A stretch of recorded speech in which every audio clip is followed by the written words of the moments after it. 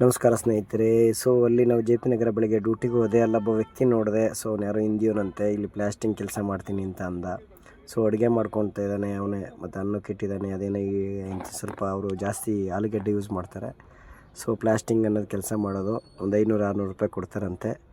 So ಅವರು ಯಾವುದೇ ರೀತಿ ಮನೆ ಬಾಡಿಗೆ ರೆಂಟಿಗೆ ತೊಗೊಳ್ಳೋದಲ್ಲ, ಅಲ್ಲೇ ಇಟ್ಕೊಂಡು ಎಲ್ಲ ಪಕ್ಕದಲ್ಲಿ ಅಕ್ಕಪಕ್ಕದಲ್ಲಿ ಅಡುಗೆ ಮಾಡಿಕೊಂಡು ತುಂಬ ಸರಳವಾಗಿ ಜೀವನ ಮಾಡ್ತಾ ಹೋಗ್ತಾರೆ. ಮನುಷ್ಯನ ಒಳಗೇ ಇದೆ ಖುಷಿ ದುಃಖ.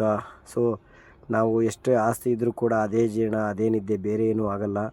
ಮನುಷ್ಯ ಬದುಕೋ ರೀತಿ ನೀತಿ ಮೇಲೆ ಹೋಗುತ್ತೆ. ಎಲ್ಲವೂ ಕಾರಿದ್ದರೆ, ಬಂಗ್ಲೆ ಇದ್ದರೆ, ದುಡ್ಡು 1000 ಕೋಟಿ ಇದ್ದರೆ ಮಾತ್ರ ಚೆನ್ನಾಗಿರ್ತೀವಿ ಅಂತ ಸುಳ್ಳು ಭ್ರಮೇಲಿ ಬದುಕ್ತೀವಿ. ಹಣ ಎಷ್ಟಿದ್ರೇನು, ಋಣ ಇರುವ ಸ್ಥಿತಿನೇ ಮನುಷ್ಯನ ಜೀವನ.